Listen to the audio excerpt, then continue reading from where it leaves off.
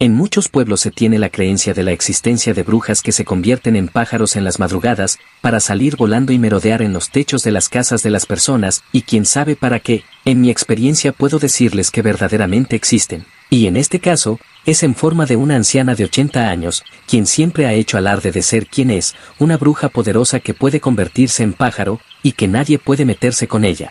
Hace unos años, cuando trabajé en una estación de radio, desde la cabina, escuché a una señora muy disgustada nombrar a algunos miembros de mi familia, en especial a mi papá, a un tío y a mi abuela, al salir para ver de quién se trataba.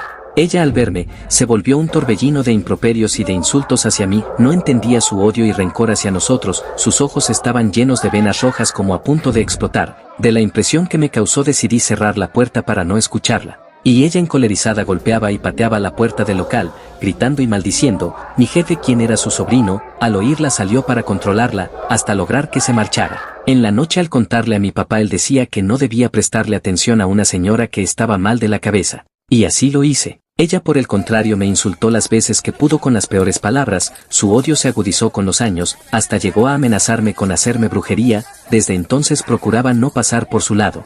Con lo que voy a contarles comprenderán de qué se trata el tema de las brujas en los pueblos. Muchos años atrás venía preparándome para poder hacer viajes astrales, y esa noche, después de tantos intentos fallidos, pude hacerlo. Me vi acostado en la cama, sentía una confianza que no quería perderme. Y salí flotando hasta llegar hasta la esquina de mi casa. El cielo estaba oscuro y sentía la suave brisa en mi piel. Rogaba por no despertar. Estaba eufórico de estar en esta otra dimensión y al mismo tiempo en el mundo físico. De pronto escuché unos pasos de alguien que venía a rastras por la acera. Era un hombre a quien conocía. Estaba borracho. Lo llamé repetidas veces, pero por más que lo hice jamás logró escucharme y menos verme, y deduje que no podía hacerlo ya que no estaba en el mismo estado onírico que yo. Y lo vi alejarse. Al ver más allá de la avenida, una señora regordeta, pequeña y con cabello corto enmarañado, llenos de canas, venía caminando en dirección a mí, y de inmediato la reconocí. Era María Taberna. Qué tremenda oportunidad tenía para asustarla, o de comprobar cuán bruja decía ser, y esperé tenerla lo más cerca. Venía con la cabeza gacha, tarareando una canción, y cuando escuchó que grité su nombre, sus ojos saltones vieron mi cara, quedó sin aliento, muy sorprendida. Yo también me sorprendí de ver que no era su cuerpo físico.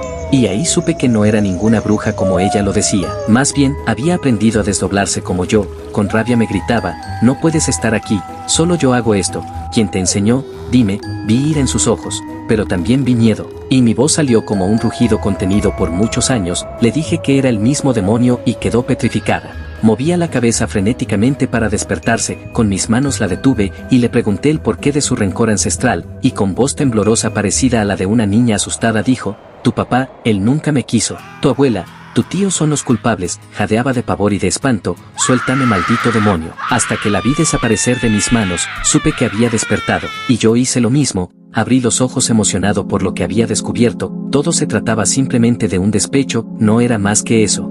En la noche mi tío vino a visitarnos y le conté sobre mi sueño, y él, recordando el pasado, dijo que María Taberna, cuando trabajó en casa de mi abuela, se llegó a obsesionar con mi papá siendo un adolescente. Cuando ella le doblaba la edad, intentó separar a mi mamá de mi papá con sus hechizos. Mi tío descubrió sus malas jugadas contándole todo a mi abuela, quien luego la despidió.